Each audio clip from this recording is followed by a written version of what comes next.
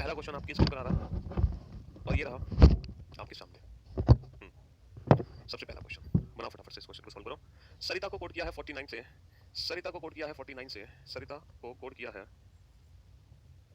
49 से सरिता। तो बेटा ये नंबर कोडिंग का क्वेश्चन है, ये बताओ नंबर कोडिंग में कौन सा पैटर्न है?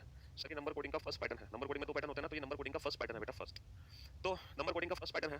तो भाई साहब 19 1 18 9 20 1 हमने इन सारे नंबर्स को ऐड किया और ऐड करके 49 नहीं बना। और आप लोगों को एक बात बहुत अच्छे से पता है, अगर लेटर के प्लेस को ऐड करके कोई लॉजिक नहीं बनता तो एक बार उनके अपोजिट लेटर के प्लेस की मदद लेकर देखो, एक बार उनके अपोजिट लेटर के प्लेस की मदद लेकर देखो। हाई स्कूल एजेड इंडियन रेलवे जीटी रोड एजेड। तो बेटा 8 26 9 18 7 26 30 और 4 34 34 और 9 43 43 और 18 43 और 18 61 61 और 7 68 68 और 26 68 और 26 68 और 26 कितना हो गया? 68 और 6 कितना हो गया? 74 और 20 कितना हो गया? 94। क्या बेटा इसका 49 से कोई रिलेशन है? सर समझ तो आ रहा है, आप इसको पलट के लिख दो, आप इसको पलट के लिख दो। अगर ऐसी बात है तो स्क्वायर और आप हर एक लेटर के प्लेस का अपोजिट करो। High school jungle queen 4 aged Indian railway evening. तो बेटा 8 10 6 26 9 22। आप पूरी कोशिश किया करो कि आप मुझसे पहले आंसर निकालो, ठीक है? हाँ 10 और 18 18 और 6 24 24 और 26 कितना हो गया? 50 50 और 9 59 59 2 61 फिर 81 और 81 को हम उल्टा लिख देंगे 18। तो option C is the right answer, option C is the right answer. तो बेटा ये जो क्वेश्चन था ये लेटर्स के प्लेस को अपोजिट लेटर के प्लेस में बदलकर, क्योंकि अगर लेटर के प्लेस से कोई लॉजिक नहीं बनता तो हम उसको उसके अपोजिट लेटर में कन्वर्ट कर देते हैं। कंप्यूटर COMPUTER, कंप्यूटर को हमने कोड किया है RFUVQNCNPC। तो बेटा मेडिसिन की कोडिंग क्या होगी? हम एक चीज तो यहाँ पे देख रहे हैं, सी का सी, आर का आर, सी का सी, आर का आर। बाकी क्या लॉजिक है सर? बाकी लॉजिक है सर +1 का, +1 का लॉजिक है। बाकी +1 का लॉजिक है रिवर्स पैटर्न में, OP MN OP MN PQ UV TU EF। सिर्फ पहले और लास्ट लेटर सेम है, बाकी +1 कर दो हर एक लेटर में, और वो भी रिवर्स पैटर्न में। तो बेटा ई का तो ई लिखना है, और N+1 O, I+1 J, EO J, C+1 D, I+1 J, EO J D J। तो रिवर्स पैटर्न में +1 करना था, सिर्फ पहले और लास्ट लेटर को छोड़ के, सिर्फ पहले और लास्ट लेटर को छोड़ के रिवर्स पैटर्न में +1 हमें करना था, पहले और लास्ट लेटर को छोड़ के। हाँ जी, यहाँ पर हम देख रहे हैं 65 37 82 को कोड किया गया है 869 से, 65 37 82 को। 26 17 50 को कोड किया गया है 547 से। सोचो क्या लॉजिक हो सकता है कि 65 37 82 को मैं कोड कर दूं 8 6 9 से। कोई लॉजिक आपको दिखाई दे रहा है? 8 6 9 से। 26 17 50 को कोड कर दूं 5 4 7 से। तो बेटा 17 10 26 की कोडिंग क्या होगी? क्या लॉजिक दिखाई दे रहा है आपको? हाँ सर 8 का स्क्वायर प्लस 1, 6 का स्क्वायर प्लस 1, 9 का स्क्वायर प्लस 1, 5 का स्क्वायर प्लस 1, 4 का स्क्वायर प्लस 1, 7 का स्क्वायर प्लस 1। तो बेटा ये 4 का स्क्वायर प्लस 1 है, ये 3 का स्क्वायर प्लस 1 और ये 5 का स्क्वायर प्लस 1 है। 435, option A is the right answer, option A is the right answer. चलिए next question number 4। Letter series का क्वेश्चन है, फिल करो इस सीरीज को जल्दी से।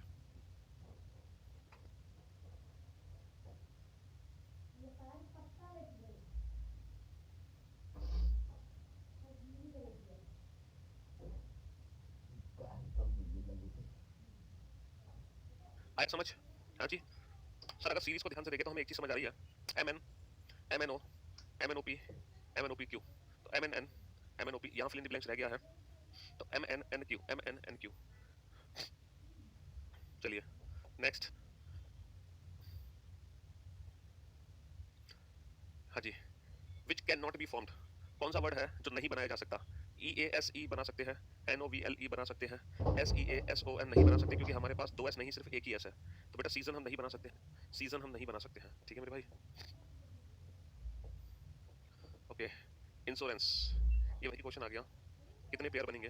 तो बेटा 9 14 19 21 18 1 14 3 5, 9 10 11 12 13 14 15 16 17, 14 15 16 17 18 19 20 21, 19 से तो सारे छोटे ही हैं, 21 से सारे छोटे हैं, 18 से सारे छोटे हैं, 1 2 3 4 14 नहीं, बस अब आ जाओ रिवर्स पैटर्न पे। 5 6 7 8 9 10 11 12 13, 3 4 5 6 7 8 9 10 14 15 16 17 18 19 20, 1 2 3 4 5 6 18 19 20 21 22 21 19 14, ओनली वन, सिर्फ और सिर्फ एक ही बनेगा, इसके अलावा कोई बन ही नहीं रहा, सिर्फ और सिर्फ एक ही बनेगा, ओनली वन। फटाफट से सीरीज को सॉल्व करो, जल्दी से जल्दी से सीरीज को सॉल्व करो फटाफट से, ये नंबर सीरीज है, सॉल्व करो सीरीज को।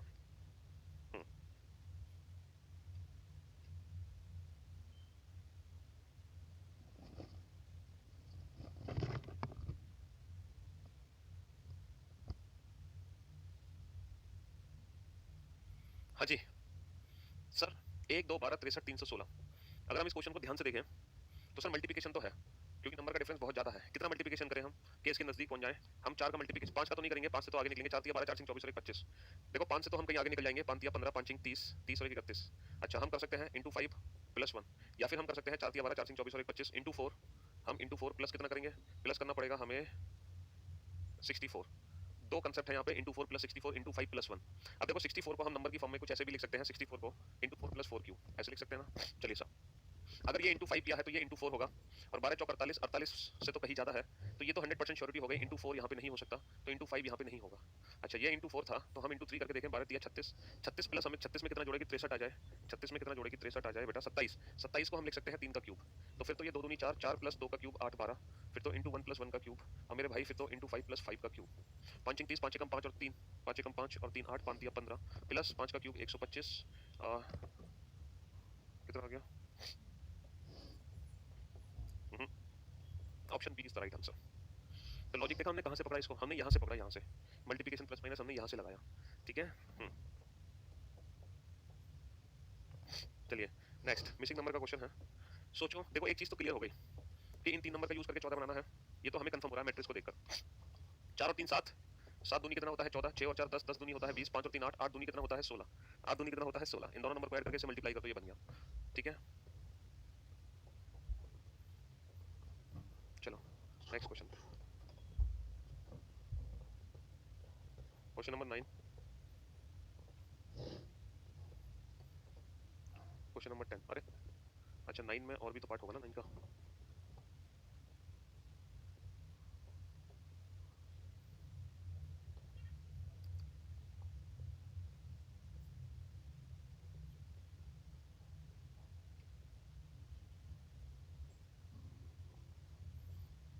सेकंड कंक्लूजन कहाँ है? ओके, सेकंड कंक्लूजन, चलो कोई बात नहीं, एक ही कंक्लूजन है, एक ही कंक्लूजन चेक कर लो। सिर्फ एक ही कंक्लूजन है, एक ही कंक्लूजन चेक कर लो। देखो लाइब्रेरी एक ऐसी जगह है जहां पर हर कोई व्यक्ति अपने प्रश्न का उत्तर प्राप्त कर सकता है। Books in any form weather physical और electronic are advantage for resolving any kind of query. ठीक है मेरे भाई, किसी भी प्रकार library is a place where one may find any answer to his और हर क्वेश्चन। किसी भी प्रकार की पुस्तकें चाहे भौतिक हो या इलेक्ट्रॉनिक हो, किसी भी प्रकार के संदेह को हल करने के लिए फायदेमंद होती है। अच्छा मान लो ये प्रिंटिंग मिस्टेक है, ये पहला कंक्लूजन है और ये दूसरा निष्कर्ष है, और कंक्लूजन बेटा यहाँ पे लिखना होगा। ये थोड़ी सी मिस्टेक है इस क्वेश्चन में, एक से काम चलाने की जरूरत नहीं थी बेटा, इसमें दोनों दे रखे हैं, बस वो प्रिंटिंग मिस्टेक थी। तो किसी भी प्रकार की पुस्तकें चाहे भौतिक हो या इलेक्ट्रॉनिक हो, किसी भी प्रकार के संदेह को हल करने में फायदेमंद होती है। बिल्कुल सही जवाब। Every question has an answer and one can find it is a book. प्रत्येक प्रश्न का उत्तर होता है, कोई भी उसे पुस्तक से प्राप्त कर सकता है। बिल्कुल सही जवाब। बोथ फॉलो, दोनों ही निष्कर्ष अनुसरण करते हैं। बोथ फॉलो, दोनों ही निष्कर्ष अनुसरण करते हैं। बोथ फॉलो, सही बात थी भैया, दोनों ही। बुक हर प्रश्न का उत्तर दे देती है आपके, इसीलिए हर कोई लाइब्रेरी में जाके बैठता है, बुक्स को पढ़ता है। चलिए साहब, फाइंड ऑड वन आउट। और छाटिए, इनमें से ऐसा कौन सा नंबर है जो बाकी सारे नंबर से अलग है? जल्दी से छाटिए, find odd one out, find odd one out, जल्दी से फाइंड ऑड वन आउट। बेटा ये 4 डिजिट का क्वेश्चन है, 2 3 डिजिट का नहीं है, तो यहाँ पे स्क्वायर क्यूब नहीं लगेगा। यहाँ पे इंडिविजुअल डिजिट का सम का लॉजिक लगाओ, लेकिन इंडिविजुअल डिजिट का सम भी कांस्टेंट नहीं है, तो यहाँ पे कुछ और ही लॉजिक बनेगा। अरे वाह अन्नू, बहुत बढ़िया, वेरी गुड जॉब अन्नू, वाह मान गए आप लोग। देखो 7 8 56, और ये 56 का उल्टा लिखा गया है। 9 8 72, ये 72 को सीधा लिखा गया है। 7 6 42, 42 को उल्टा लिखा गया है। 77 49 49 को उल्टा लिखा गया है, यानी कि option C is the right answer. Option C is the right answer. Last 2 digit का जो मल्टीप्लिकेशन है वो फर्स्ट 2 डिजिट है। लास्ट 2 डिजिट का मल्टीप्लिकेशन फर्स्ट 2 डिजिट है, लेकिन रिवर्स फॉर्म में, लेकिन रिवर्स फॉर्म में। 10 में ऐसा नहीं था।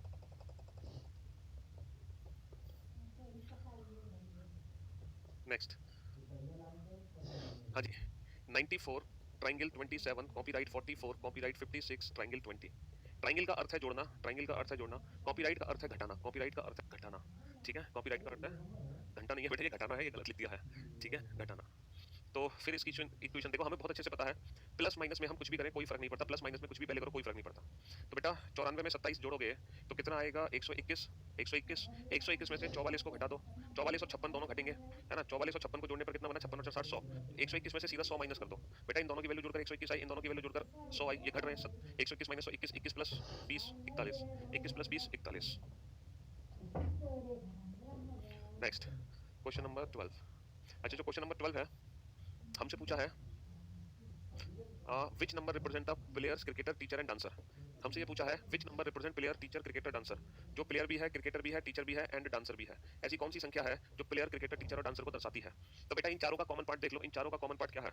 इन चारों का कॉमन पार्ट है 5, तो हमारे क्वेश्चन का आंसर 5 हो जाएगा। जो इन चारों का कॉमन पार्ट होगा वही प्लेयर, क्रिकेटर, डांसर और टीचर को रिप्रेजेंट करेगा। ठीक है, जो इन चारों का कॉमन पार्ट था। चलिए नेक्स्ट क्वेश्चन नंबर 13। अच्छा क्वेश्चन नंबर 13 बेटा मैट्रिक्स का क्वेश्चन है। इसमें बताया गया है कि आर को 95 से रिप्रेजेंट किया गया है। किसको? आर को 95 से रिप्रेजेंट किया गया है। अब आप देख लो ये मैट्रिक्स सीधी है या उल्टी। 95 9 यहाँ पर है, 5 यहाँ पर है, 95 आर है, 95 जी था, तो बट सीधी सीधी मैट्रिक्स है। हमें हाईली को रिप्रेजेंट करना है, तो अगर मान लो ऑप्शन ए सही है तो ये जो 31 है ये वाई को रिप्रेजेंट करेगा। तो 31 बेटा 3 यहाँ 1 यहाँ, 31 किसको रिप्रेजेंट कर रहा है? सी को। एलिमिनेट 43 वाई को करना चाहिए, 4 यहाँ 3 यहाँ, 43 वाई को रिप्रेजेंट करेगा, तो मे बी ऑप्शन सही हो सकता है। 32 3 यहाँ 2 यहाँ, 32 भी वाई को रिप्रेजेंट कर रहा है। 86 सर 86 रिप्रेजेंट कर रहा है एस को, तो दो ऑप्शन एलिमिनेट हो गए, दो ऑप्शन एलिमिनेट हो गए हमारे। ठीक है मेरे दोस्त। अब 66 और 57 का देखो, ये रिप्रेजेंट करने चाहिए एल को। 66 एल को है, 57 भी एल को है। अच्छा 43 44 रिप्रेजेंट करने चाहिए एच को। सर 43 वाई को रिप्रेजेंट करेगा, 44 एच को करेगा, तो 44 वाला सही हो गया, 43 वाला गलत, क्योंकि 43 रिप्रेजेंट करेगा वाई को। ठीक है, तो option C is the right answer. Option C is the right answer.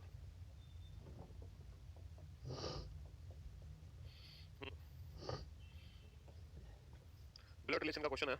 एक लड़की का परिचय देते हुए पुरुष कहता है कि एक लड़की का परिचय देते हुए एक पुरुष कहता है कि वह मेरी पत्नी की बेटी है। भाई साहब पुरुष की पत्नी की बेटी कौन होगी? पुरुष की पत्नी, आपकी पत्नी की बेटी हो गई, की बेटी यानी कि ग्रैंड डॉटर।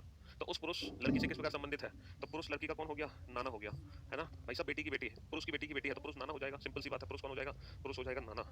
हाँ नेक्स्ट क्वेश्चन नंबर 15। अच्छा क्वेश्चन नंबर जो 15 है वो रैंकिंग का क्वेश्चन है। 74 लड़कियों की एक पंक्ति में श्वेता बाएं छोर से 27वें स्थान पर है। श्वेता बाएं छोर से 27वें स्थान पर है। पलक श्वेता के दाएं सातवें है। जो पलक है वो श्वेता के दाएं सातवें स्थान पर है। तो पंक्ति में दाएं छोर से पलक का स्थान क्या है? तो पंक्ति में दाएं छोर से पलक का स्थान क्या है? बेटा पलक जो है वो बाईं ओर से किस स्थान पर है? 27 और 7 34।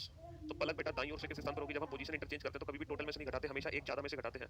75 माइनस 34, 5 माइनस 4 1 7 माइनस 3 4। तो option B 41 is the right answer. Option B 41 is the right answer. Next question number 16।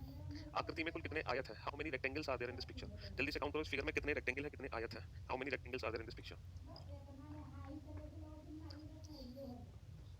आकृति में कितने आयत है?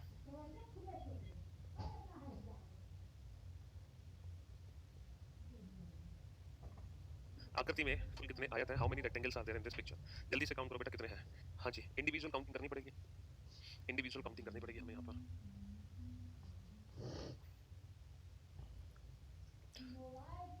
सबसे पहले एबीसीडी के अंदर काउंट कर लो कितने हैं।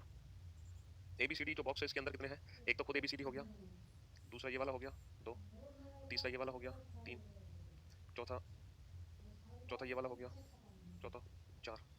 ठीक है, तो 4 तो इसके अंदर आ गए बेटा, समझिए। एक तो एबीसीडी हो गया, दूसरा ये हो गया, तीसरा ये हो गया, चौथा ये हो गया, 4 तो इसके अंदर आ गए। अब काउंट करो इससे ऊपर कितने थे। 4 के बाद ये 5 हो गया, ये 6 हो गया, ये 7 हो गया। ठीक है, इसके बाद ये 8 हो जाएगा, ये 8 हो गया। ठीक है, अब आ जाओ ऊपर, ये 9 हो गया 9, ये 10 हो गया 10, और ये एक 11 हो गया। तो 11 is the right answer. 11 is the right answer. How many rectangles are there in this picture? 11। ठीक है, आराम से काउंट कर लेना बाद में। 12 तो देखो 12 तक तो पहुंच नहीं पा रहे, 12वां हमें दिख ही नहीं रहा।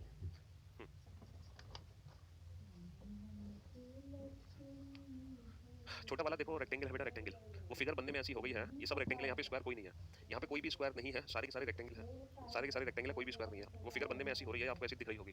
ठीक है, चलिए next question number 17। Question number 17 dice का क्वेश्चन, और आप ओपन डाइस को सॉल्व करना बहुत अच्छे से जानते हैं। Each alternate surfaces are opposite to each other. बताओ opposite to A is D, alternate का मतलब एक छोड़कर दूसरी। Opposite to B is E, opposite to B is E, and opposite to N is O. अब हर उस ऑप्शन को एलिमिनेट कर दो जिसमें दो विपरीत संख्याएं एक साथ दिखाई दे रही हैं। हर उस ऑप्शन को एलिमिनेट कर दो जिसमें दो विपरीत संख्याएं एक साथ दिखाई दे रही हैं। तो बेटा ए और डी एलिमिनेट, ए और डी एलिमिनेट, एन और ओ एक साथ नहीं दिख सकते, एन और ओ एक साथ नहीं दिख सकते, पी और ई एक साथ नहीं दिख सकते। हर उस ऑप्शन को एलिमिनेट कर दो जिसमें दो विपरीत संख्याएं एक साथ दिखाई दे रही हैं। तो जो बचा वो हमारे क्वेश्चन का आंसर हो गया। हर उस ऑप्शन को एलिमिनेट कर दो जिसमें दो विपरीत संख्याएं एक साथ दिखाई दे रही हैं, since to opposite number can never be seen together. चलिए फटाफट से इस क्वेश्चन का आंसर दो जल्दी से।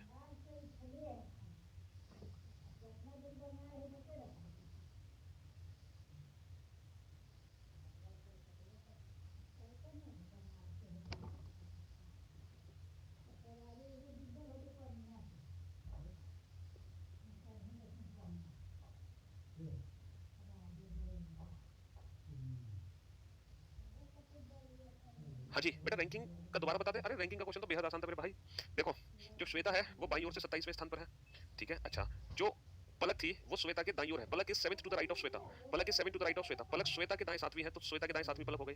तो मेरे दोस्त ये जो पलक है ये बाईं ओर से किस स्थान पर है सर? 27 और 7 34वें स्थान पर है, तो यही पलक बाईं दाईं ओर से किस स्थान पर होगी? तो जब भी हम पोजीशन इंटरचेंज करते हैं बेटा कभी भी टोटल में से नहीं घटाते, हमेशा टोटल प्लस 1 में से घटाते हैं, तो हम 74 में से नहीं घटाएंगे 75 में से घटाएंगे, यही तो रैंकिंग का कांसेप्ट होता है, यही तो पोजीशन इंटरचेंज का कांसेप्ट होता है। ये बताओ बेटा ये जो क्वेश्चन है इसमें कौन सा डे पूछा है? इसमें वर्ल्ड एनवायरमेंट डे बोला गया है। अब ये बताओ वर्ल्ड एनवायरमेंट डे होता क्या है, कितने तारीख को होता है? ये जीएस का क्वेश्चन भी है थोड़ा सा, है ना मेरे दोस्त, ये जीएस का क्वेश्चन भी है। वर्ल्ड एनवायरमेंट डे 5, एक भाई साहब कह रहे हैं 5 जुलाई है 5 जून को होता है वर्ल्ड एनवायरमेंट डे। तो बेटा क्वेश्चन का मतलब है कि 5 जून को कौन सा दिन है? 5 जून को शुक्रवार है। तो पूछा है उस वर्ष बाल दिवस कब मनाया जाएगा? बेटा बाल दिवस कब होता है ये बताओ? बाल दिवस होता है 14 नवंबर को, चिल्ड्रंस डे, है ना? तो ये जीएस का भी क्वेश्चन आ गया। तो हमसे पूछा है 14 नवंबर को कौन सा दिन होगा? मेरे दोस्त मेरे भाई जून का दिन पता है, नवंबर का निकालना है, तो हमें ऑड डेज चाहिए बिटवीन जून एंड नवंबर। तो हम कैसे लिखेंगे? जून से नवंबर सारे महीने लिख दो, जून जुलाई अगस्त सितंबर अक्टूबर नवंबर। और याद करो बेटा 2 मंथ के बीच में ऑड डेज कैसे निकालते हैं? पहले महीने में हमेशा हम बचे हुए दिन लिखते हैं और आखिरी महीने में दी हुई तारीख, है ना? जून जुलाई अगस्त सितंबर अक्टूबर, अच्छा पहले महीने में बचे हुए दिन। जून में बेटा कितने दिन बचे हैं?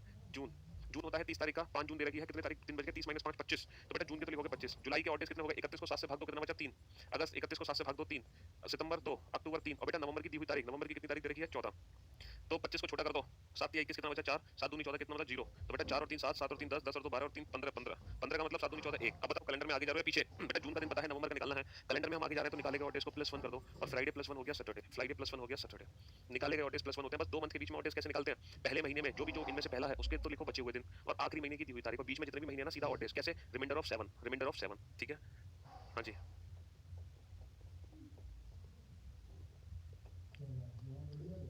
बहुत बड़ा क्वेश्चन है तो, ब्लड रिलेशन का बहुत सारी इन्फॉर्मेशन हमें दी गई है यहाँ पे,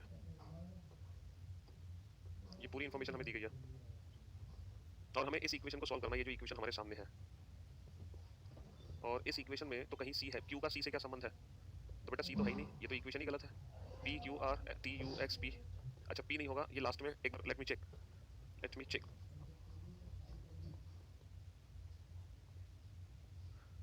एक बार चेक करने दो, क्वेश्चन में क्या मिस्टेक कर दी।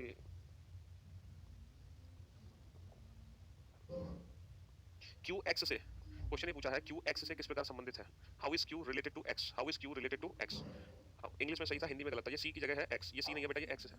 क्यू एक्स से किस प्रकार संबंधित है? ठीक है मेरे भाई, चलिए साहब अब हम इक्वेशन सॉल्व करना शुरू करते हैं। सबसे पहले पी कॉपीराइट क्यू को पढ़ो। कॉपीराइट का मतलब क्या है? A copyright B means A is the parent of B. तो बेटा पी कॉपीराइट क्यू का मतलब पी जो है वो क्यू का पेरेंट है, पेरेंट यानी कि पी क्यू का पिता भी हो सकता है और पी क्यू की मां भी हो सकती है, पी क्यू का पिता भी हो सकता है और पी क्यू की मां भी हो सकती है। ठीक है मेरे दोस्त, अब आ जाओ क्यू डॉलर आर। डॉलर का मतलब क्या है?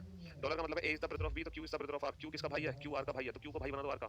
Are at the rate T, बेटा एट द रेट का मतलब क्या है? A is the child of B, तो R is the child of T. ये किसका बच्चा है? ये टी का बच्चा है, यानी कि इन दोनों की शादी हो गई, हो गए पति पत्नी, पी और टी। अच्छा टी हैज यू, हैज का मतलब क्या है? हैज का मतलब है सिस्टर इन लॉ। टी किसकी सिस्टर इन लॉ है? यू की। ये सिस्टर इन लॉ है यानी कि ये फीमेल है, ये किसकी सिस्टर इन लॉ है? यू की। तो जो यू है वो इसकी पत्नी का भाई या बहन है, ठीक है? सॉरी, इसके पति का भाई या बहन है यू, क्योंकि टी यू की सिस्टर इन लॉ है। और U at the rate X, U at the rate X, at the rate का मतलब क्या है?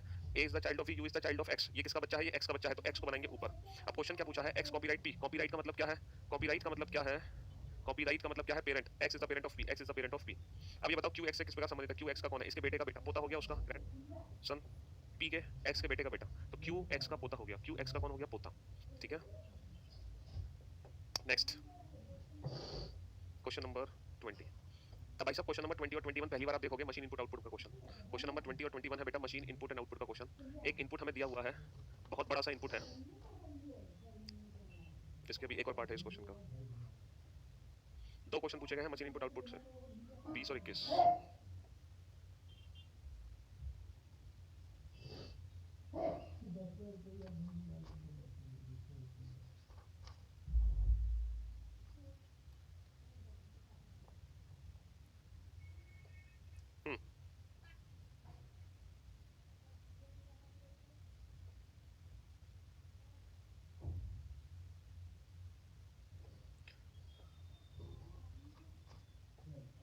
चलिए देखो, एक इनपुट है, ये एक इनपुट है, ये स्टेप फर्स्ट दिया है इस इनपुट का, फिर स्टेप 2 दिया है, स्टेप 3 दिया है, स्टेप 4 दिया है, स्टेप 5 दिया है और स्टेप 6 दिया है। ये 6 स्टेप दिए गए हैं इस इनपुट के, और हमें इस लॉजिक और इस मेथड को समझना होगा ताकि आने वाला क्वेश्चन हम इस मेथड से रीअरेंज कर सके। हमें एक इनपुट और दिया जाएगा, हमें एक इनपुट और दिया जाएगा। अब आप सोच रहे हो सर मशीन इनपुट आउटपुट का क्वेश्चन आपने क्यों डाला? तो मेरे भाई मेरे दोस्त, जब आप यूपीएसआई का पेपर देने जाओगे तो यूपीएसआई के एग्जाम में 3 क्वेश्चन आपको मशीन इनपुट आउटपुट के मिलेंगे 100%। इसीलिए मैंने मशीन इनपुट आउटपुट का क्वेश्चन आपके एग्जाम में डाला इस प्रैक्टिस सेट में। समझ रहे हो? क्योंकि जो प्रैक्टिस सेट बैच आपने ज्वाइन किया है उस पर लिखा हुआ है जितने भी स्टेट लेवल के एग्जाम है वो सारे कवर होंगे, जितने भी एसएससी से ओरिएंटेड एग्जाम है वो सारे कवर होंगे, जितने भी पुलिस के एग्जाम है वो सारे कवर होंगे, जितने भी सेंट्रल लेवल के एग्जाम है वो कवर होंगे, यूपीएससी का पेपर भी कवर होगा। सिर्फ बैंकिंग एग्जाम्स को छोड़कर, क्योंकि एग्जैक्ट बैंकिंग वाले क्वेश्चंस की प्रैक्टिस हम नहीं करा रहे हैं, लेकिन बैंकिंग को छोड़कर जितने भी एग्जाम्स आप दोगे हर एग्जाम के लिए ये प्रैक्टिस सेट सफिशिएंट है। तो यूपीएसआई में बेटा, यूपीएसआई में पूरे 3 क्वेश्चन आते हैं मशीन इनपुट आउटपुट के मेरे भाई, इसीलिए ये यूपीएसआई वालों के लिए दिया गया है। अब देखो मशीन इनपुट आउटपुट का क्वेश्चन करना कैसे होता है। इस इनपुट को डिफरेंट मेथड से रीअरेंज किया गया है। हमें ये लॉजिक पहचानना है, आइडेंटिफाई करना है कि किस लॉजिक से मैं इस इनपुट को रीअरेंज कर सकता हूं। तो बेटा लॉजिक समझने के लिए आप पहले इनपुट को स्टेप फर्स्ट से कंपेयर करो। आप इनपुट और स्टेप फर्स्ट में अंतर पता लगाओ कि सर ये 20 आ गया सबसे पहले, जबकि 20 यहाँ पे था नहीं, 20 था ही नहीं कहीं भी, और 20 उठा के हमने यहाँ रख दिया। बाकी वेलकम 37 और यहाँ से क्लेवर गायब हो चुका है, क्लेवर गायब हो चुका है 24, 19 भी गायब हो गया, रोटेट 61, स्टूडेंट नियरेस्ट 35, यंग 88 और क्लेवर लास्ट में आ गया। मेरे भाई हमने क्या किया, इनपुट में से हमने दो चीजों को उठाया।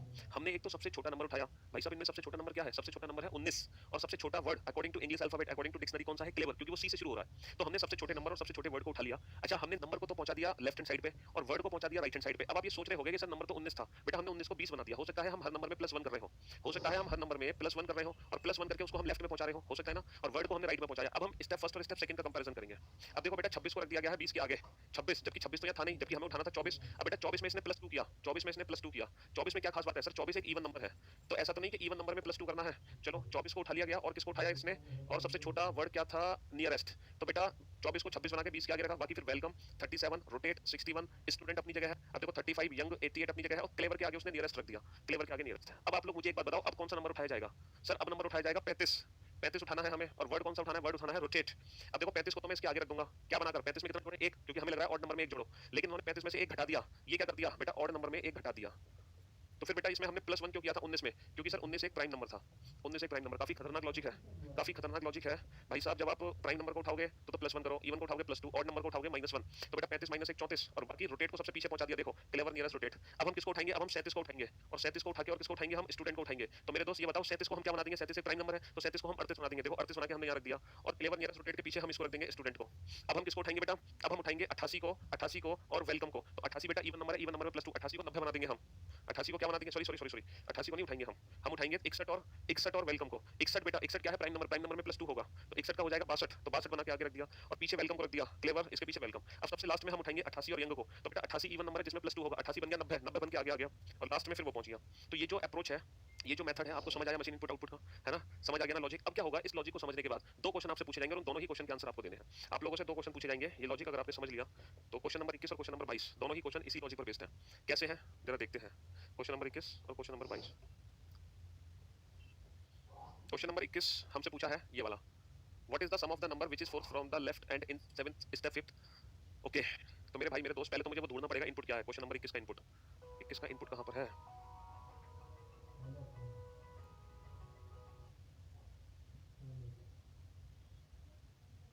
हेलो हेलो ओके, ये रहा, करना ये है भी इनपुट, ये देखा बेटा इनपुट। इस इनपुट से 2 क्वेश्चन पूछे गए हैं, इस इनपुट से रिलेटेड 2 क्वेश्चन पूछे गए हैं। पहला क्वेश्चन क्या पूछा गया है कि जब हम इस इनपुट को उस पुराने मेथड से रीअरेंज करेंगे तो बेटा चरण 5th में बाएं छोर से चौथी संख्या और चरण 2 में बाएं छोर से तीसरी संख्या का योग क्या होगा। तो बेटा हमें इसको इंडिविजुअल स्टेप में बनाना पड़ेगा। तो बताओ मेरे भाई पहला स्टेप कैसे बनेगा? सबसे पहले हम सबसे छोटा नंबर उठाएंगे, सबसे छोटा नंबर क्या है? 20, और सबसे छोटा वर्ड उठाएंगे, सबसे छोटा वर्ड क्या है? ब्रेव। बेटा 20 इवन नंबर है, इवन नंबर में क्या कर रहे थे हम? इवन नंबर में कर रहे थे +2, और लास्ट में क्या रख देंगे? ब्रेव। और जितने भी वर्ड है वो एज इट इज लिख दो बीच में, जितने भी है वो एज इट इज लिख दो। 43 फाइटर, फाइटर को F लिख दूं मैं, 77 S 27 32 O M 23। ये बन गया पहला स्टेप। अब बेटा दूसरा स्टेप कैसे बनेगा? अब सबसे छोटा नंबर उठाओ, सबसे छोटा नंबर क्या है? सबसे छोटा नंबर है 23, और सबसे छोटा लेटर क्या है? सबसे छोटा लेटर है F। अब बेटा 23 प्राइम नंबर है, प्राइम नंबर में +1 करना है, तो 23 को 24 बना दिया और आगे पहुंचा दिया, और लास्ट में B, और B के आगे क्या रख देंगे हम? F, और जो भी बीच में बचा हुआ एज इट इज रख दो। क्या बचा? 43 77 S 27 32 O M। ये बन गया दूसरा स्टेप, ठीक है? अब आप लोग देख रहे होंगे कि सर अगर मैं ऐसे इंडिविजुअल स्टेप बनाऊंगा तो बहुत ज्यादा टाइम वेस्ट होगा सिंगल एक क्वेश्चन का आंसर देने में। ऐसी फीलिंग्स आ रही है ना आपको? आ रही है कि नहीं? अरे बोलो हाँ कि ना? आ रही है सर, ऐसी ही फीलिंग आ रही है कि अगर मैं इंडिविजुअल स्टेप बनाऊंगा तो बहुत सारा टाइम हमारा एग्जाम में लग जाएगा। मेरे भाई मेरे दोस्त, मैं आपको एक बात बता दूं कि पेपर में बेटा जब मशीन इनपुट आउटपुट का क्वेश्चन आता है तो बेटा कम से कम 3 क्वेश्चन पूछे जाते हैं, कम से कम 3। यानी कि अगर आप एक बार इंडिविजुअल स्टेप बना लोगे ना तो कम से कम 3 क्वेश्चन आपके पक्के हो गए। लेकिन मैं इस क्वेश्चन को without making any single step solve कर सकता हूं, बिना स्टेप बनाए। इसी क्वेश्चन को अब समझना कैसे करेंगे। बिना स्टेप बनाए क्वेश्चन सॉल्व होगा बेटा। 43 F 77 एस 27, बी 32, ओ 20, एम 23 और पी ये मेरा इनपुट है। अब मैं क्वेश्चन सॉल्व करूंगा बेटा बिना एक भी स्टेप बनाए। कैसे? देखो क्वेश्चन पूछा है चरण फिफ्थ और चरण 2, तो पहले बेटा चरण 2 बनाना है। यहाँ पर दो अरेंजमेंट है, एक लेफ्ट वाली अरेंजमेंट है, एक राइट वाली अरेंजमेंट है।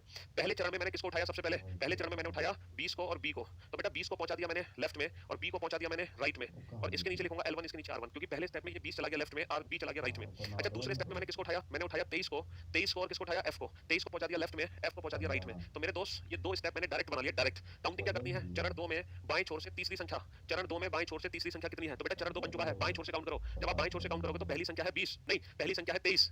भैया बाएं छोर से काउंट करो तो पहली 23 आएगी, दूसरी 20 आएगी और जो तीसरी संख्या आएगी बेटा वो आएगी 43। जब आप बाएं छोर से काउंट करोगे दूसरे चरण में तो बेटा पहले आएगा, दूसरे पे जाएगा, तीसरे पे जाएगा 43। तो चरण 2 में बाएं छोर से तीसरी संख्या 43 है। अब हम बात कर रहे हैं चरण 5 की, तो बेटा 5 स्टेप बनाओ, 2 बन गए। अब तीसरे नंबर पे किसको उठाएंगे हम? 27 को उठाएंगे और किसको उठाएंगे? 27 के बाद सबसे छोटा कौन है? M, तो बेटा ये L3 ये R3।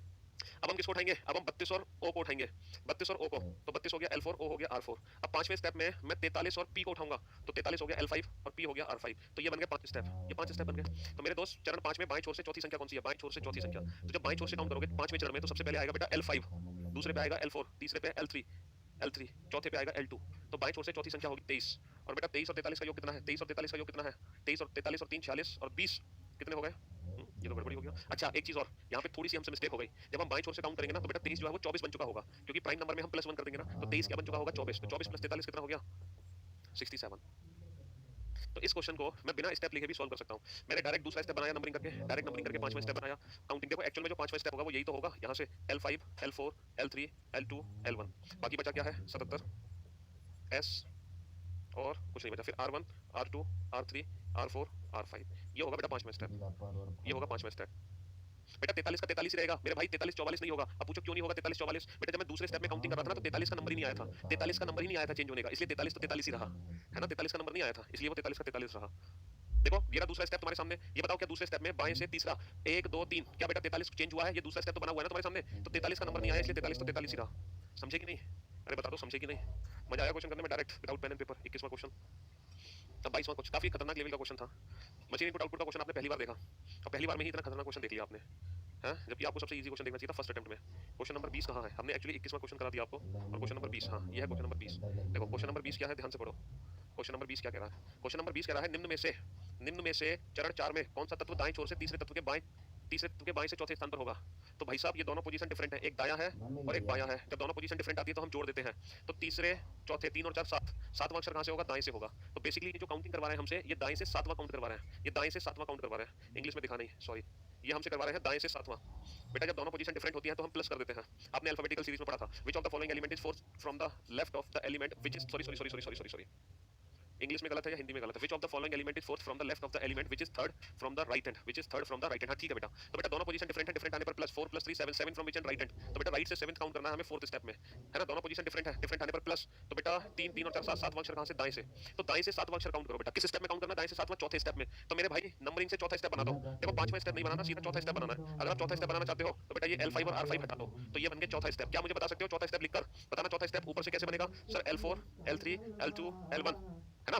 बाकी क्या लिख देंगे हम? एज इट इज 43 लिख देंगे, 43 के बाद 77, 77 के बाद S और S के बाद P, और फिर यहाँ शुरू हो जाएगा R1, R2, R3, R4। तो बेटा ये बन गया चौथा स्टेप। काउंटिंग क्या करनी है हमें? दाएं से सातवां। तो बेटा दाएं से सातवां क्या है? 1 2 3 4 5 6 7, 77, और 77 में कोई भी बदलाव नहीं होगा, 77 में कोई भी बदलाव नहीं होगा। ठीक है मेरे भाई? हाँ जी। तो मशीन इनपुट आउटपुट का क्वेश्चन हमने देखा और फर्स्ट अटेम्प्ट में ही हमने बहुत टफ क्वेश्चन कर लिया। ये बहुत टफ क्वेश्चन है फर्स्ट अटेम्प्ट, क्योंकि मशीन इनपुट आउटपुट में बहुत इजी लेवल के क्वेश्चन यूपीएससी में पूछे गए थे, बहुत इजी लेवल के क्वेश्चन। ठीक है, ये तो उनके मुकाबले बहुत टफ हो गया। चलिए कोई बात नहीं, अगर हमने टफ की प्रैक्टिस कर ली तो इसका मतलब इजी को तो हम अब वैसे ही उड़ा सकते हैं। नेक्स्ट क्वेश्चन नंबर 22 डायरेक्शन का क्वेश्चन है, जो कि हर बार आपके पेपर में आएगा, चाहे कोई भी एग्जाम दो आप, बिना डायरेक्शन के तो आपका एग्जाम ही नहीं शुरू होगा। हाँ जी, डेफिनेटली आपके पेपर में आएगा। चलिए, एक व्यक्ति ऑफिस से चलना शुरू करता है, वह उत्तर की ओर 5 किलोमीटर चलता है, फिर वो बाईं ओर मुड़ता है और 7 किलोमीटर चलता है। बेटा उत्तर की ओर 5 किलोमीटर चलता है, फिर बाईं ओर मुड़ता है और 7 किलोमीटर चलता है। फिर वह दाईं ओर मुड़ता है और दोबारा दाईं मुड़ने से पहले 6 किलोमीटर चलता है और फिर 7 किलोमीटर चलता है। पहले दाईं ओर मुड़ा, तो पहले चला 6 किलोमीटर दाईं ओर मुड़कर, फिर दाईं ओर मुड़ा, फिर दाईं ओर मुड़कर चला वो 7, ये भी 7 है, तो ठीक इसके ऊपर ही रहेगा 7। ठीक है, अंत में वह बाईं ओर मुड़ता है और घर पहुंचने से पहले 3 किलोमीटर चलता है, बाईं ओर यानी कि ऊपर, और घर पहुंचने से पहले 3 किलोमीटर चलता है। अब वह ऑफिस से कितनी दूर और किस दिशा में है? बेटा अभी वो बिंदु ए पर है, लेकिन बिंदु बी से उसने चलना शुरू किया था। ऑफिस ये है, उसने ऑफिस से चलना शुरू किया था, तो व्यक्ति ऑफिस से कितना दूर और किस दिशा में है? तो बेटा ऑफिस से ये दूरी कितनी है?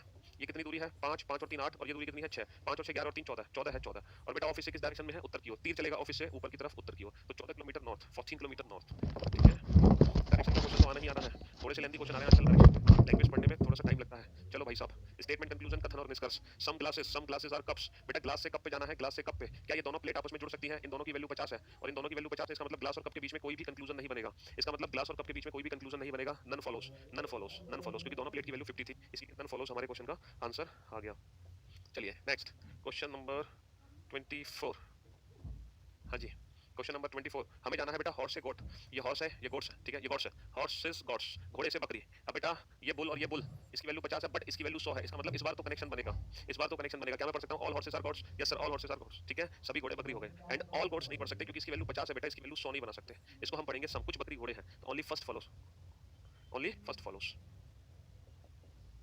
अभी तक नॉन वर्बल का कोई क्वेश्चन नहीं आया आज के पेपर में आएंगे चलो स्टेटमेंट एजम्पशंस कथन और पूर्व धारणा यदि तुम्हें कोई परेशानी हो तो मेरे पास लेकर आ जाओ यदि कोई तुम्हें परेशानी हो तो मेरे पास लेकर आओ यदि तुम्हें कोई परेशानी हो तो मेरे पास लेकर आओ पहली पूर्व धारणा है तुम्हें कुछ परेशानी है बेटा ये तो जरूरी नहीं है तुम्हें कुछ परेशानी है वो तो ये कह रहे हैं अगर तुम्हें कोई परेशानी हो तो मेरे पास आओ वो ये थोड़ी कह रहे हैं कि तुम्हें परेशानी है दूसरा क्या है मैं कोई भी परेशानी हल कर सकता हूँ बेटा ये स्टेटमेंट ऑफ फेवर है ये स्टेटमेंट ऑफ फेवर है मैं तभी तो तुमसे कह रहा हूँ कि मेरे पास आओ क्योंकि मैं कोई भी परेशानी सॉल्व कर सकता हूँ इसलिए आपसे कह रहा हूँ कि मेरे पास आ जाओ ठीक है चलिए साहब नेक्स्ट क्वेश्चन नंबर 26 26 स्पीड बढ़ाओ जितना हमने टाइम लगाया मशीन पे उतना टाइम हमें रिकवर करना है तो क्वेश्चन नंबर 26 एक तो क्वेश्चन ढूंढते हैं हम लगाते हैं इसमें भी तो थोड़ा टाइम चला जाता है हमारा एक्स्ट्रा चलिए क्वेश्चन नंबर 26 आप लोग बहुत अच्छे से जानते हैं बेटा पास वाली पिक्चर पास दिखती है दूर वाली पिक्चर दूर पास वाली पिक्चर पास दूर वाली दूर डब्ल्यू दूर है थोड़ा दूर दिखेगा पी पास में पास दिखेगा है ना तो पहले पी फिर डब्ल्यू तो और डॉलर तो और दूर दिखेगा ठीक है जबकि ये तो गलत हो गया इसमें तो डॉलर ही पास है इसमें भी डॉलर पास है ये भी गलत हो गया अच्छा पी डब्ल्यू डॉलर डॉलर उल्टा दिखेगा इस तरीके से यहाँ पर पी की इमेज गलत है डब्ल्यू की भी इमेज गलत है पी की इमेज गलत डब्ल्यू ऑप्शन सी पास वाली पिक्चर दूर वाली पिक्चर दूर ये सबसे बेस्ट अप्रोच है मिरर वाले क्वेश्चन को सॉल्व करने में पेपर कटिंग एंड फोल्डिंग बेटा जैसे जैसे पेपर को खोलते जाओ वैसे वैसे उसकी इमेज बनाते जाओ